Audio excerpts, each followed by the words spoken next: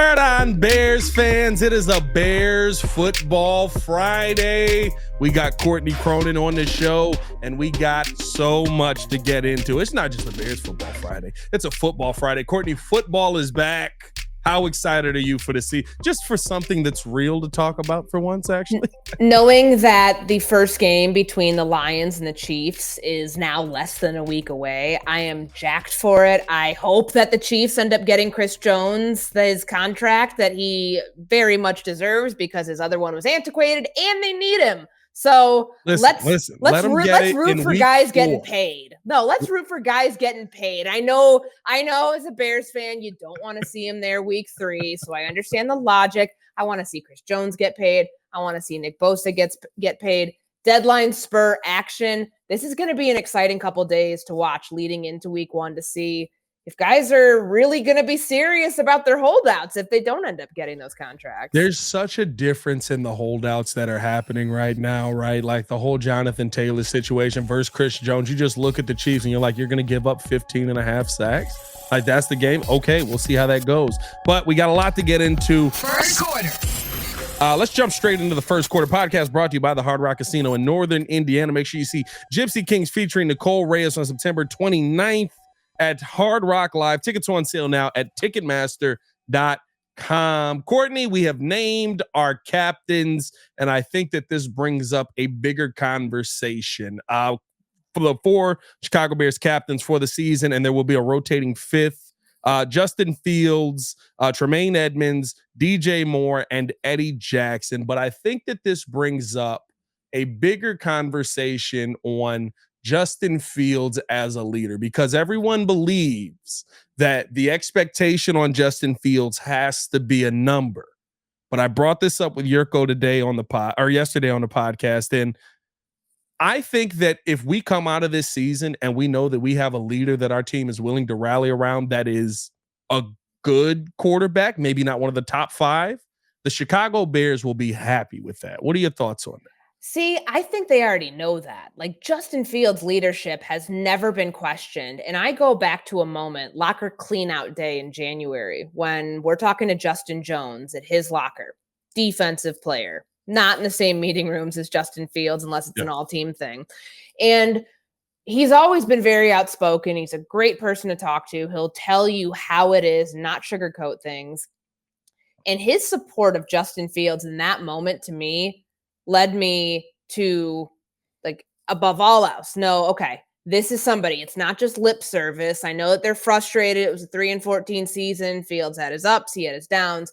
But when he said, when we get a real offense around Justin, it's going to be scary. And I'm paraphrasing, but that's the basis of what he said, that this is the guy. Now, decision makers, you do right by him by putting pieces around him, because when you have people who rally around the quarterback that play on the same side of the ball as the quarterback and others who do not, that's the sign of somebody who has the support of the locker room, an unquestioned leader. So I think they know that with Justin Fields, and they've known that now for a while. Even early on last year, in his first full season as a starter, there was that support. There was still the unknown of, can he start to show signs despite having unreasonable circumstances around him in terms of talent and the circumstances he was going to have to play through.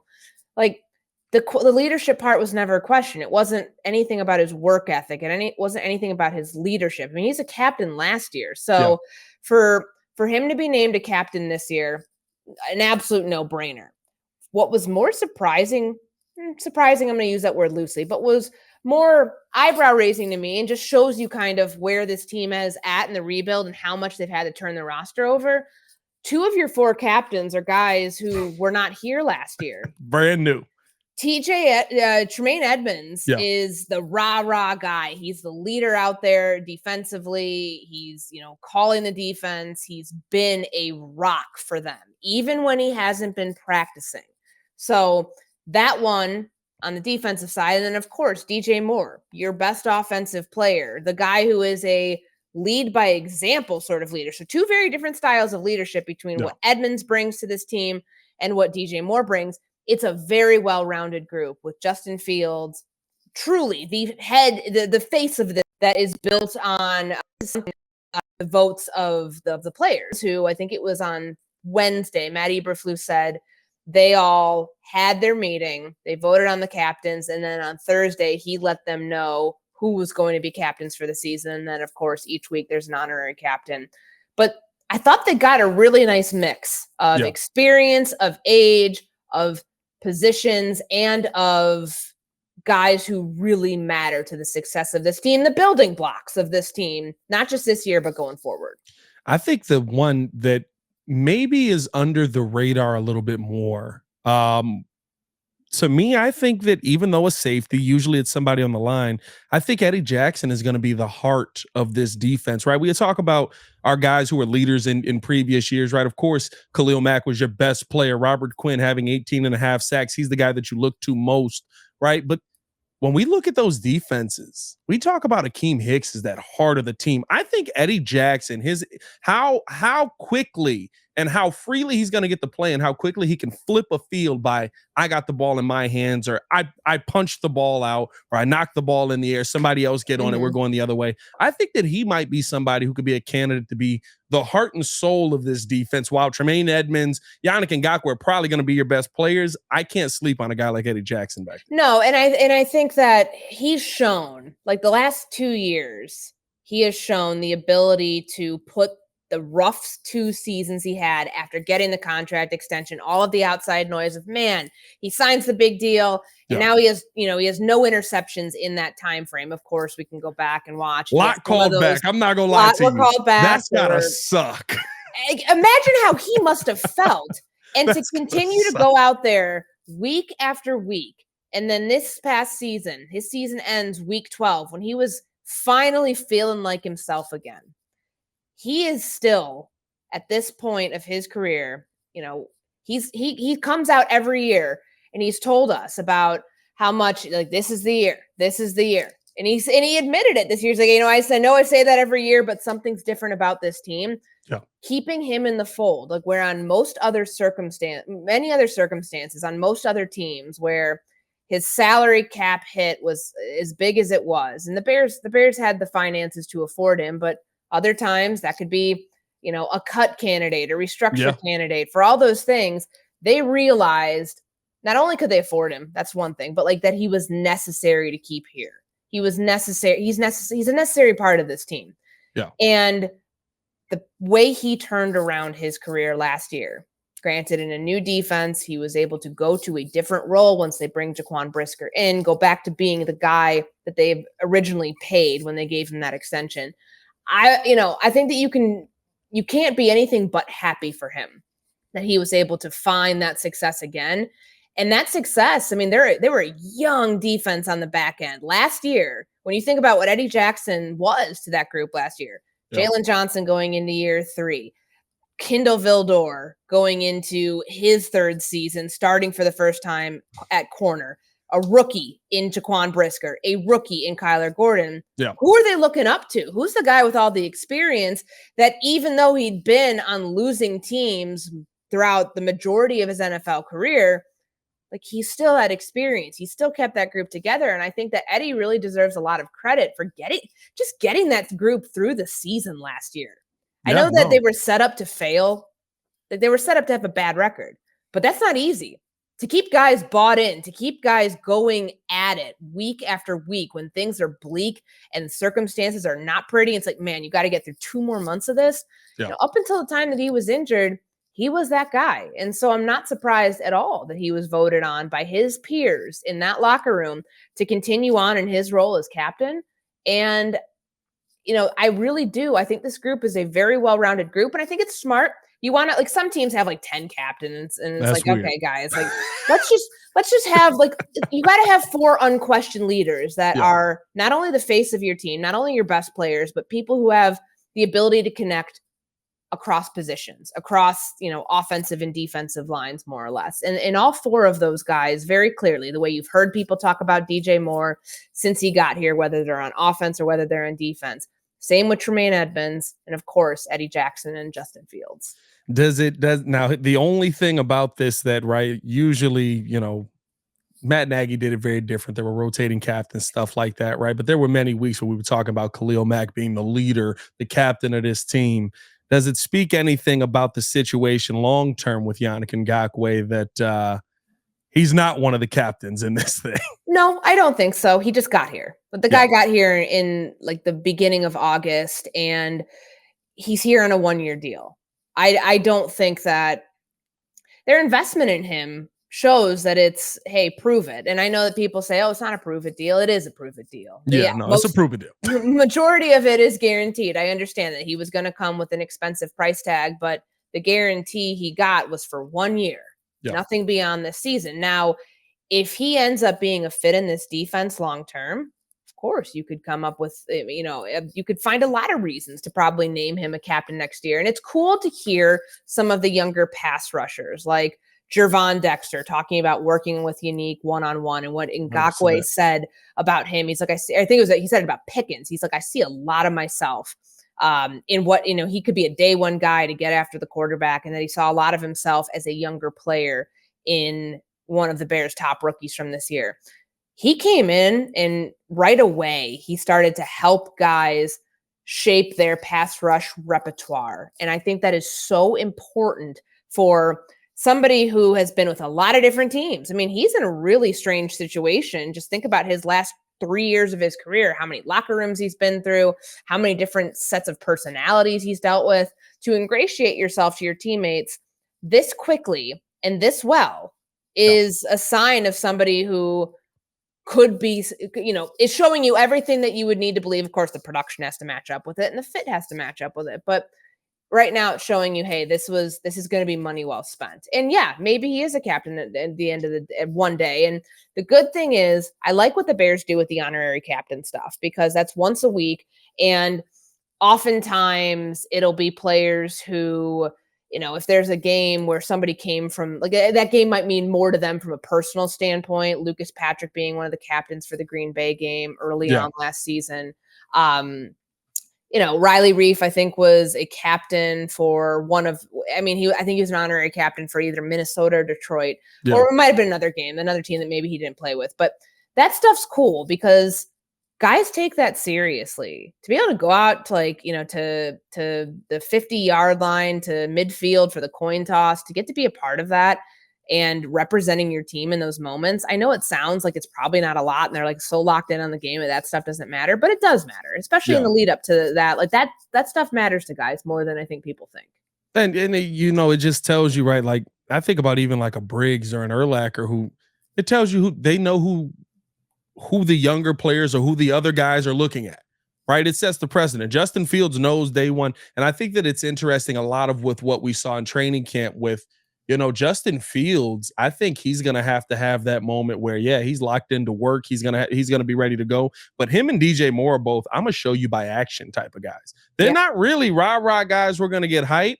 I think Justin Fields is going to have that moment where he looks at what Tremaine Edmunds, what DeMarcus Walker is doing on the defensive side and says, we got to get the offense going like that. And he's talked about that. So, and Fields is like, I've noticed this from him because I want to say that it was Darnell Mooney when he was talking about like hitting him in the head during camp, like slapping him upside his helmet, more or less. Like, come on, no, like we follow you.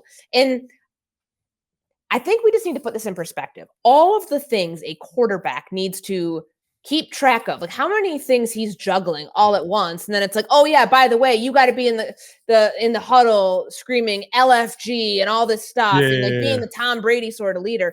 That stuff is really hard. And Justin Fields is trying to get it all right. He's 3 years into this. That stuff will come. His leadership will come over time, like in the form of being that vocal leader. I know he has it in him because we've seen him do it, but to watch him in the huddle the last couple games, like be the guy breaking down the huddle before they go into the locker room during these preseason games, that's, getting more comfortable with that, I think takes time. And just because you are the quarterback of this team does not mean that you need to be the in-your-face sort of leader. Like I don't know why. My thought, probably because he's so boisterous, but I always go to like Ray Lewis and Joe Flacco on those teams with the Ravens.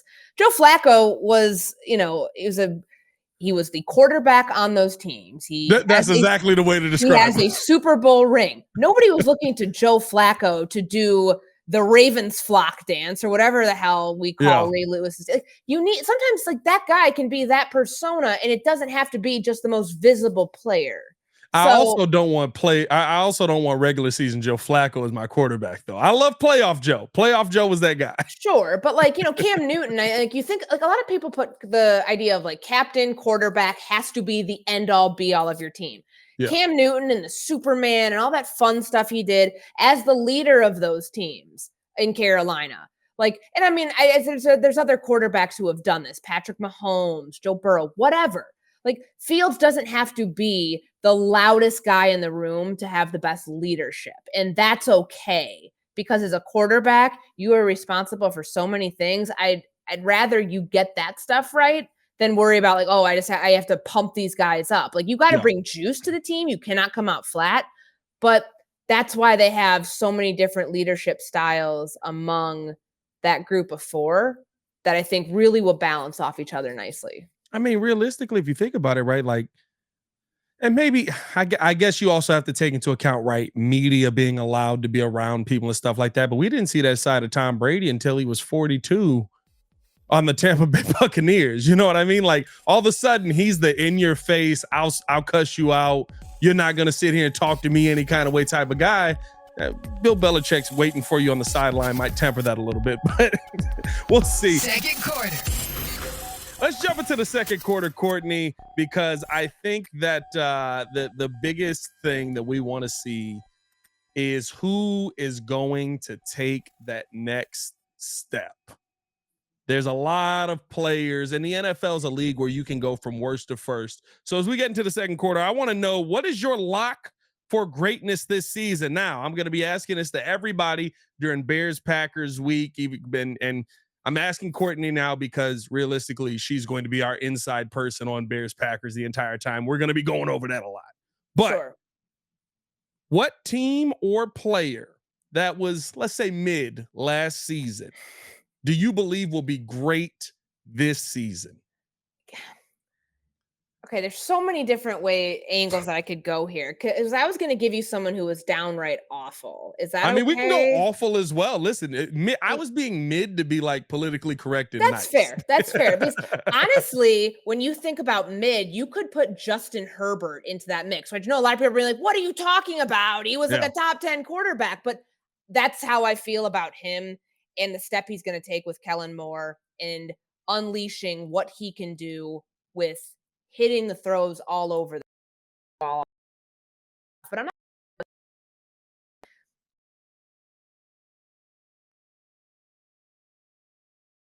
going to happen if you Watson.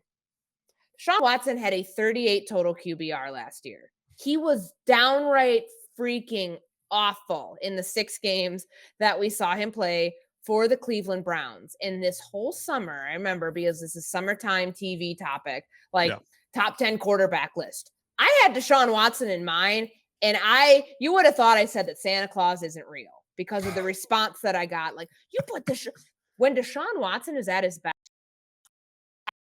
in the league. Let's see the Cleveland. How this whole thing, I really see how out with the offense in. We know that Kevin Stefanski runs a scheme, at least last year in the 6 games that we saw. Didn't look like it was really meshing well with Deshaun Watson's style, but everything is hedging on this season for Kevin Stefanski and being able to, probably he'll be on the hot seat conversation if they don't end up winning games because they just paid $230 million and the contract truly in earnest kicks in this year for Deshaun Watson. I have no qualms about going all chips to the table that he will be a top 5 quarterback by the end of this season. And that it will look drastically different. To me, like, this is a take it to the bank. Like, I'm giving you free money here to go and put this is a lock. And this was not a team that was mid. It was a team that was awful. And he was not even in the stratosphere of being bad. It was worse than bad last year. So this is the easiest thing I think you've ever asked me on this show. I agree with you, right? Because it's a situation with Deshaun where I think people forget. Listen, no matter what you think about Deshaun Watson, the person, Deshaun Watson, the football player, was elite at every single turn. And I implore people to please go back and watch his rookie year. You thought Mitch Trubisky had a bad offensive line? They were offensive linemen. Deshaun got to a point where tight ends were blocking for him. Like multiple tight ends were blocking for, like, Deshaun Watson is going to go down. It's tough to say, but it's not actually. Deshaun Watson is going to go down as one of the best quarterbacks of this generation of quarterbacks. Yes. And it's not going to be, oh my God, he missed the season. He pretty much has missed 2 seasons. Guess what? He's going to come back very much Mike Vick in Philly, except an elite passer and an elite runner. He can still do both, and he can turn his wide receivers into elite wide receivers, right? Like, there was a point in that wide receiver room we were like, oh God, like, it's ugly. Oh, he led the league in touchdowns that year. Yeah. So I'm with you on that. I went Denver. As your, I mean, they again, you followed my path of this. Like, they weren't mid, they were downright awful. They were terrible last year. But I don't know if I believe in Russ as much as I once did, right? I think that there is a point where quarterbacks begin to fall off. I don't know if he's at that point yet, but I believe in Sean Payton. And I know that Sean Payton goes out there and runs systems. And I've seen Sean Payton turn Jameis Winston into a winning quarterback. I've seen Sean Payton turn I almost said Bridgewater into a winning quarterback. He can turn Russell Wilson, even at his worst, into a winning quarterback unless Russ's arm just falls off this season. I think that Denver is going to have the bounce back year in total, and I think that offense is going to be pretty potent this season. I agree with that. I think that this, because Sean Payton, he will not fail in this. Yeah. Eventually, they can move on from Russell Wilson, and they couldn't do it. I know that he was terrible this past year. New ownership group comes in. Sean Payton comes in. They weren't going to cut him and have that dead cap charge of, it would be unprecedented. It was like over $100 million in money that to not have him on your roster. Of course, that's not going to happen. He was in a broken offense last year. It was it was so bad because everything with pass protection set him up to fail because there were no routes timed up correctly downfield. That's why you saw him trying to do too much, and there was no play action. There was none of the things that are the staple, the slant go, and then, deep shot off play action. That is a Sean Payton offense. All of those things, when you can project how he's going to use the running game to support Russell Wilson, that he's going to tap into some of the things that made Russell Wilson great, but it's not going to be let Russ cook. It's going to be let Sean Payton cook. Let Sean Payton do everything he can. Because, people want to say, oh, well, look what he did with Drew Brees. Look what he can do with Russell Wilson. Completely different quarterbacks. But the basis of that is the same. He has made a lot out of quarterbacks who have, been lesser than someone like Russell Wilson, who was a Super Bowl champion. And he turned that team into a Super Bowl champion in New Orleans. I think this is probably the best coach quarterback marriage outside of Doug Peterson and Trevor Lawrence in Jacksonville. This, by the time the season's over, we're going to be like, that duo, that's a good one. That's one that actually works. That'll be interesting to see. I don't know if I still think Peterson and Trevor Lawrence are like the cream of the crop, and I'm really excited to see. There's a reason that Jacksonville is such a heavy favorite. Like, they're like plus 175, and I think Tennessee's minus 300 to win the AFC South. Like, that's again, if you want a lock, there's a lock right there. But like, that duo itself, I cannot wait to see what they do in year 3. But outside of that, if I'm looking at any like head coach who's an offensive mind and a quarterback that needs a jolt and needs a turnaround, I'm looking at Denver. Okay, all right, cool. I wanted to specify theirs. I'm like, Andy Reid die? They don't need to turn anything around. They're already running. Okay. They're off and running. They've been off and running. I just want to be sure. Let's jump into the halftime segment here real quick, because even though we're going general and NFL, I think that this is still something that needs to be talked about before we get into this third quarter. Just a quick, does the NFL need to step in here? Did the Colts basically just give Jonathan Taylor a legal 4-game suspension because he keeps going, I'm fine, and they keep going, we're not going to pass you on a physical? It's bizarre that the way this thing was handled, because at first I'm listening to Chris Ballard's press conference earlier in the week, and he said everything that everybody thinks. This sucks. It sucks for us. It sucks for Jonathan Taylor. It sucks for Colts fans. Yeah. And then he goes on to talk about, like, well, why didn't he get an extension? And the whole philosophy is just completely flawed from his logic of, look, we won 4 games last year. We won 4 games. So what happens then? Like, extensions are not just tied to winning. So if they stink again this year, that means that nobody's up for extension in 2024. Yeah. Bizarre way to phrase that. And then he said that he has pain in his ankle. And of course, they have to have some sort of reason to keep him on the PUP list, because, but again, like, to your point, can players, and can they fight that? Yeah. If you want to get like an independent arbiter involved and, file a grievance with the NFLPA, that is certainly a route that he could go, to say, no, I need a second opinion on this, because the Colts certainly have an interest in this, in trying to force their hand here. And Yeah. it's so obvious what's happening. And I think the NFLPA needs to come down a little bit harder on, pushing this whole PUP thing, and the league itself too. Like, I think that this needs to be talked about with CBA negotiations. Like, Yeah. stop trying to circumvent PUP list. Look, the Bears did it last year with Roquan Smith, and that was a favor to Roquan Smith, because Otherwise, we got to fine you. the roster spot, like that, it helps them, so they didn't have to, worry about that. But then they wouldn't have to fine him every single day. Helps the team, helps the player. Like, and now in this case, like, keeping him on the PUP to start the season, it's a 4-game punishment is what that should be viewed as. Because even if it's the choice isn't his anymore. Like, now it's not like, well, all right, fine, I'll play, I'll earn myself. No, like, you're on PUP. Like, you're not going to play these first 4 games. Obviously, he's going to still get his, he's still owed what he's owed because he's on PUP. But I just think it's an unfortunate way to go about this. And they keep telling us that something's wrong with his ankle. I just think that's a bad way to do business, because especially you're publicly putting it out there like that. Listen, if I'm Jonathan Taylor, and I know the NFL very different place, but I'm shooting Instagram Alonzo Ball video and tagging Jim Irsay and the Colts in it, and I'm saying, what ankle problems, right? Give me a drill, show me something. Just because here's the thing now, if I'm other NFL teams thinking about trading for you, oh, they really put you on PUP, there's something really wrong. Like, you're lying. That's exactly what they're trying to do now, but it's so bizarre, because there were teams like Miami that was interested. Obviously, they weren't interested for the price of Jalen Waddle, nor should they have been. And the Green Bay Packers too. The Colts were never.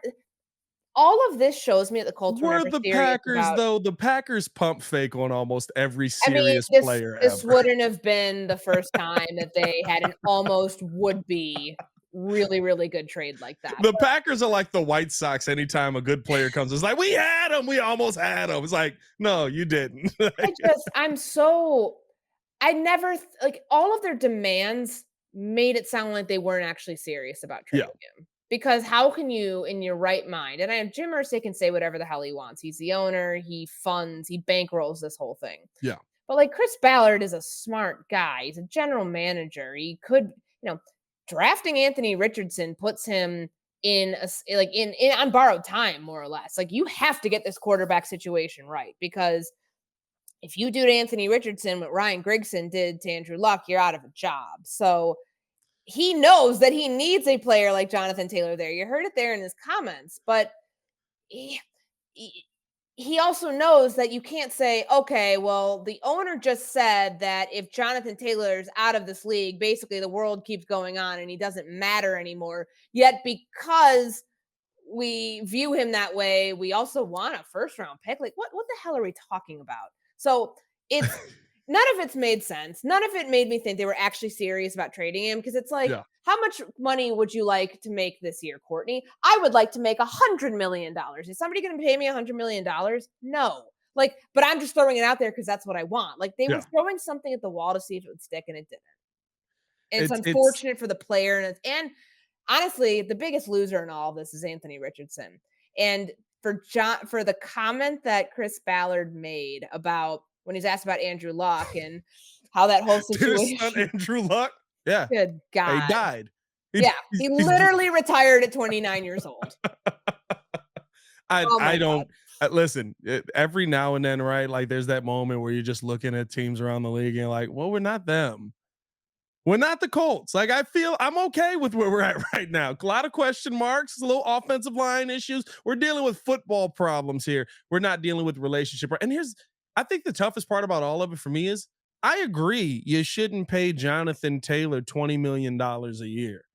I think I we all agree with that. 100% agree with Jim Irsay's premise. What I don't agree with is you sitting here going, I don't like how you talk, so we're going to put you on the pup list. I don't like that you're outspoken. So I'm sorry. Isn't that what you want for leaders of your team? Yeah. I don't know. It's an ugly situation. And I don't know come week 1. I mean, he's on the pup for 4 weeks. Like, teams Yeah. can still trade for him, but he has to remain there. So Yeah. I don't know how this gets resolved. It feels like this is nowhere near over, and that's unfortunate for, again, all parties involved, particularly Anthony Richardson. Yeah. No, 100%. Let's jump into this third quarter here because just like the struggle that is happening with the Colts, I want to know your struggle of the year, Courtney. A team and or player that maybe was pretty good, great last season that you think is just going to fall off and be middle of the pack to awful. Potentially terrible. See, do you like how I like take it there? I love it. I look, I know that the Tennessee Titans have Derrick Henry and they have DeAndre Hopkins. I totally get that. They were a 7-10 team last year, which is mid. That I followed your rules this That's time. That mid. by definition, they are mid. I don't know if I see it with this group. I really don't.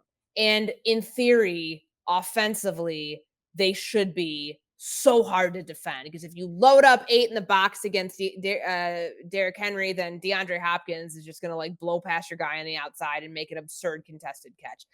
I am not sure that the quarterbacks in that room, it's going to be Ryan Tannehill to start, but then what is it? Malik Willis? Is it Will Levis? Like, I'm not so sure that that revolving door is not going to like hinder the development of this team, and that also like what lane are they in? Are you rebuilding? Are you like trying to force this thing through because you see an easier division to win, even though Jacksonville, the clear, as I mentioned, like the clear favorite to win the AFC South.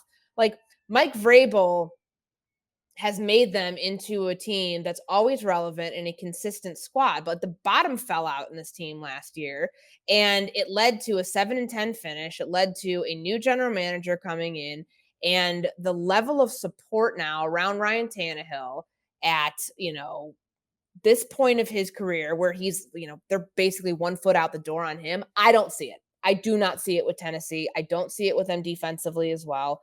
I think that I think they'll be mid again, to be quite Yeah. honest. And part of that is too, they have to face Jacksonville twice a year. The AFC is a very hard conference, but since I wasn't going to go the route of teams that are just like are going to stink this year, I'm giving you a Yeah. little bit of like something that is a little intriguing. Uh, they're middle of the pack for me. Like, if you're doing power rankings right now, I think you're probably going to see most people have them around like 24, 25. I'm going to go with a player Okay. who was absolutely amazing last year and has been absolutely amazing over his whole career. I think the cavalcade of struggles on this team will finally bring him down and force him to say, "Somebody get me the heck up out of here." Even though I just got here, I think Devontae Adams has a little bit of a Good, down great season this days. year.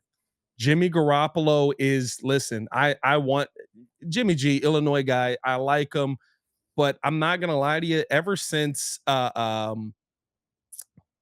oh now I can't Julian Edelman talked about kind of him in with the Patriots and how, he just as a team guy, right? Everybody kind of looked at him as I don't know. You kind of started to see that everywhere else he went, right? San Francisco was like, no, we can do without you, like 100%. Like we actually have been trying to get rid of you, but no one wants you.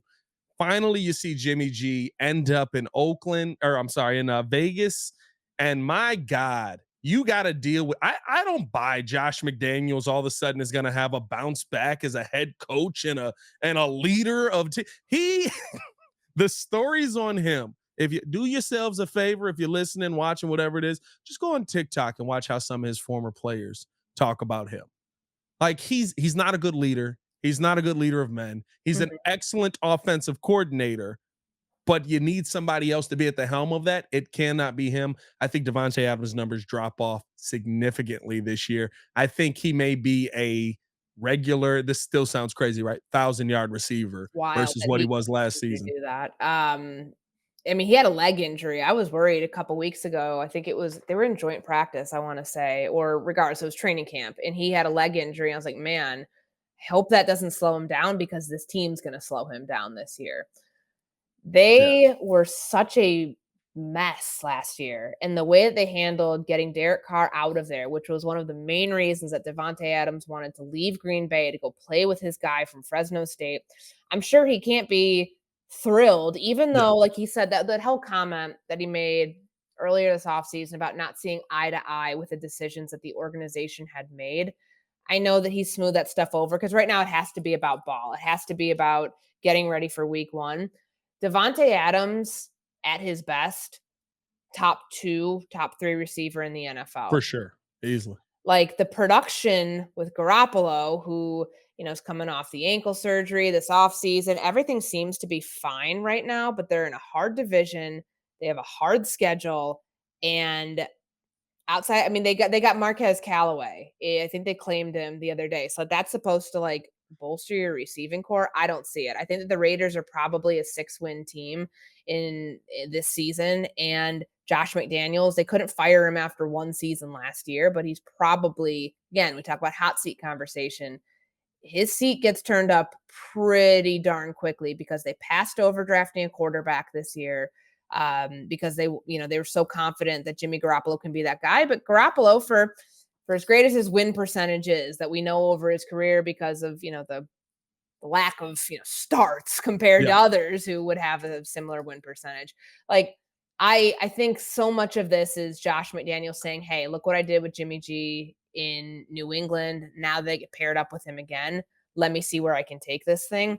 If it works, it's great. But if it doesn't, Devontae Adams is on the other side of 30 now. Like they don't have much. The amount of drop off, like for even the greatest receivers, like after the age of 30, it can be pretty significant for guys who have had as many catches that he's had over the last couple of years. Eventually, that stuff starts to decline. So he's got to take a look at his career, Yeah. measure it where he is right now, and say, hey, do I want to sign up for another year of this? Nope. Knowing that, like, if they finish bottom of the division, because we both agree Denver's going to be better. The Chiefs are Yep. where they are, the Chargers, Denver's going to be better, that naturally would They're put the fourth. Raiders at 4th, Yeah. and I don't think that the best receiver, by a lot of people's accounts, is gonna wanna be on the worst team in his division next year. And it listen, and my estimation of it has nothing to do with Devontae Adams having a fall off or anything. I More mean, does listen, everybody else. he's been great. Like last season, Derek Carr didn't play what the last 6 games, 7 games, something like Last that, couple right? games, yeah, when they were like, "Go away, we're turning the, We're done with you, over." right? He's still got 1,500 yards and 14 touchdowns. He's an absolute monster. You know what I don't believe in? I don't believe in guys magically finding health. I'm sorry, Jimmy Garoppolo has time in San Francisco, 6 games, 3 games, 16, 6 games, 15, 11. He's magically going to be the healthiest player in the world coming off of an ankle injury. I I don't think buy the it. I whole think that team. that's going to be a nightmare situation. The entire Josh McDaniels pairing and situation only works at best if it's because we're putting him and Jimmy Garoppolo back together. I mean, their defense too last year was like 26 in scoring. They're not Yeah. very good. So I think this is gonna be a big problem when, like they I take a look at the additions that they made outside of, well, they got Tyree Wilson, right? Like he Yep. was there, like, and he was hurt. So I guess he's on track. Like the rest of the defense is a bunch of like, just a bunch of guys out there. So how is that supposed to fix a unit that gave up nearly like 25, 26 points per game last year? Yeah, You're asking a lot of Jimmy Garoppolo, and maybe he can do it. Certainly, Kyle Shanahan thought that he could until the point where they were ready to go, to turn the offense over to Mr. Irrelevant and Brock Purdy. But I don't, I don't, I just something's not adding. A lot of things aren't adding up with this team. I mean, yeah, they got Josh Jacobs back, at the tail end of the preseason. That's great. He'll have to have a really big year too. But for Devontae Adams, I agree with you. Like, it's not going to be on him. Like, his numbers may dip because of the quarterback. yeah. But him as a player, he's still going to be a top tier player. But the situation might devolve into something that isn't great for him beyond this season, and him wanting out. I'm with you 100%. Let's finish it off here. Fourth quarter. Let's go to the fourth quarter and talk about some division predictions, Courtney. I love this part of the year because everybody's hopeful. Yep. And everybody's down on everyone. That's it. It's one of two conversations. No, they're great. No, they suck. There's no middle, right? Even though 90% of the teams in the league are in the middle out here. Let's start it off with our own NFC North, right? Where are you feeling right now? We've seen everything in training camp. We've seen how everything has gone down. How do you feel like the division shakes out? Okay, so I'm still going to stick with my pick of Detroit winning the division. Like, the over-under on this for a while has been at like 9.5. And I don't think anybody in the division has anything that's like over like that amount. And Minnesota's right around 8.5. Packers are at 7.5, or Packers are 7.5. Bears are at 7.5. So that shows you, hey, it's a wide open division. It really could be anybody's. And I don't buy the worst to first conversation around the Chicago Bears, but you can make an argument for it based on how Vegas is stacking this thing up Yeah. right now. I still think that the Lions end up winning the division. I think that Minnesota is not going to fall off nearly as much as people think.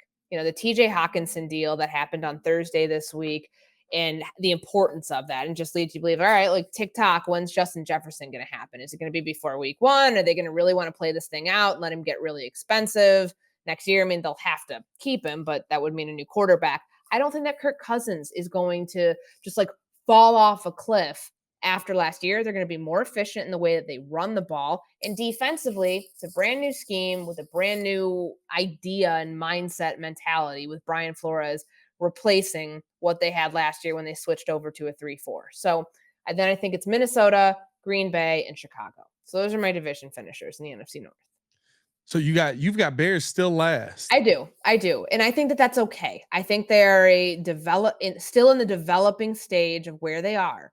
And that's what you expect from a rebuild that takes time. I know that Ryan Poles said during his, kind of putting a bow on the preseason press conference, that he felt like he had addressed that they had mostly fixed 75 to 80% of the roster. I agree with that.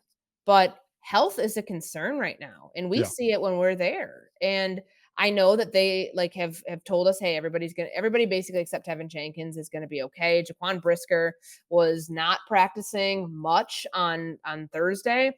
Matt Eberflus said next week is going to be big for him on Wednesday because he's got a lot of rehab work he's got to do over the course of the weekend.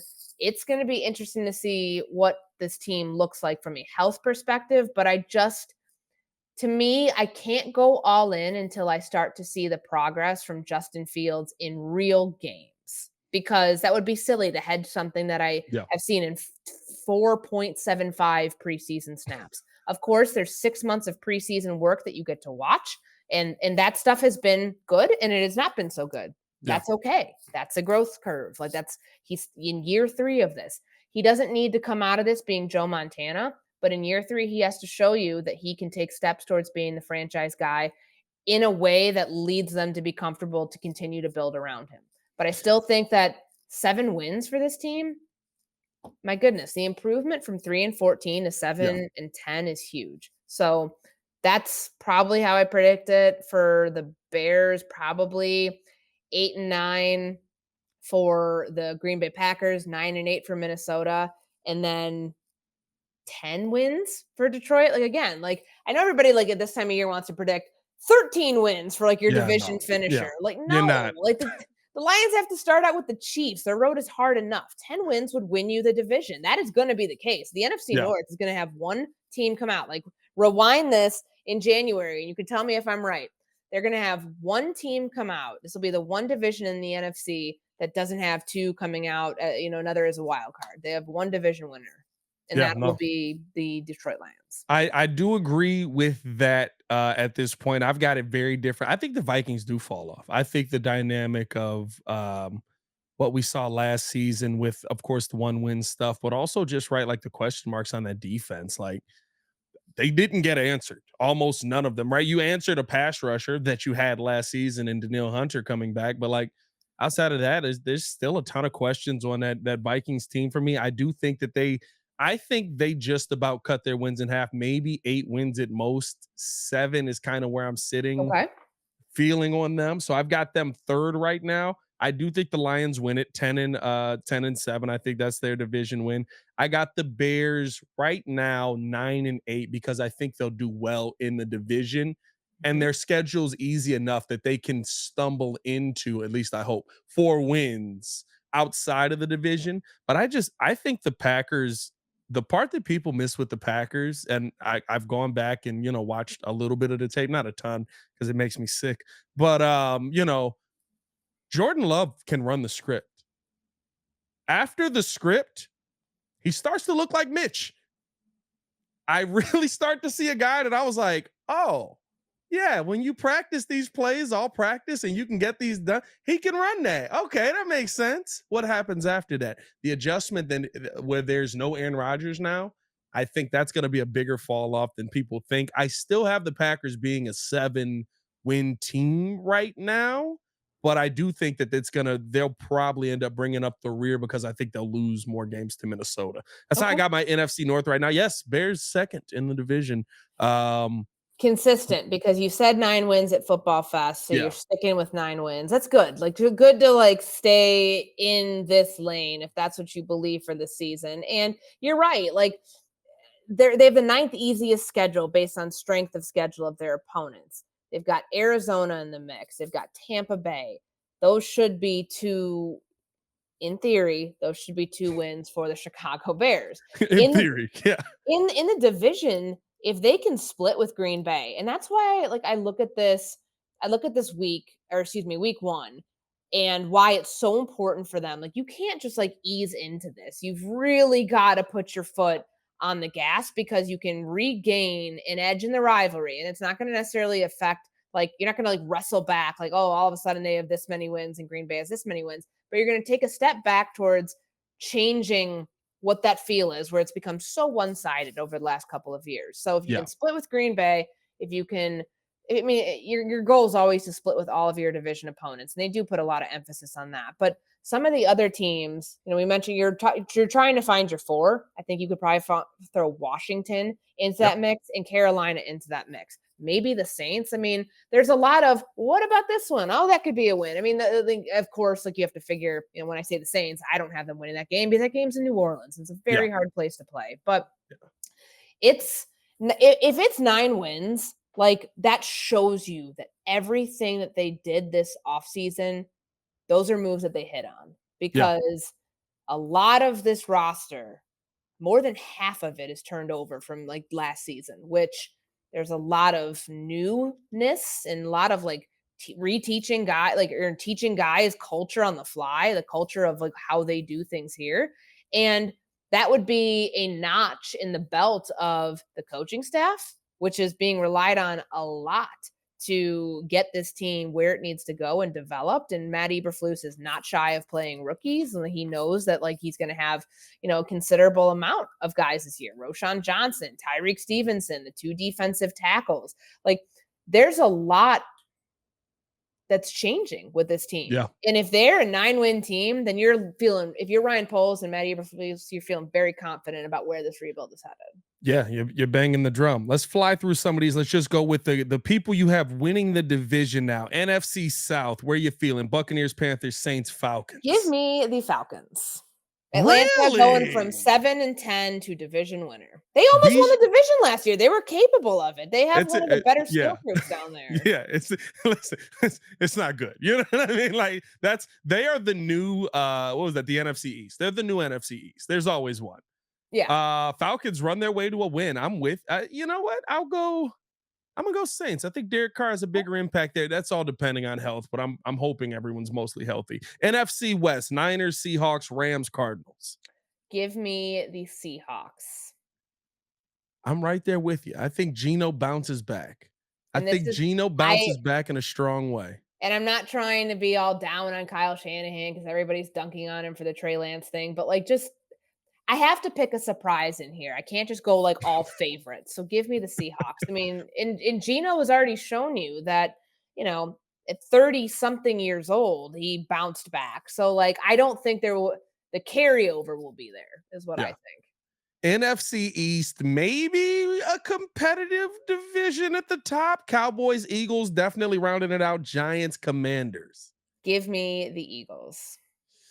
I'm You're picking Dallas. Are you really doing that to yourself? No, I'm not. I would never pick Dallas. First off, that's just Dallas. I'm not gonna lie to you. I was going to see, but I think there's too much turmoil. I was gonna say I think the Giants can take a step, but I think there's just too much turmoil with the Saquon I didn't take a situation step for everything to back. be smooth. Yeah, no, I'm not a fan of that at all. AFC East, Bills, Dolphins, Patriots, Jets. How you feeling? You know, I'm going to stick with the pick that I made a while ago. And I have said this is Buffalo's division until it isn't. I know that it's a very competitive division, arguably the most competitive division in the NFL. Give me the Bills. You know what?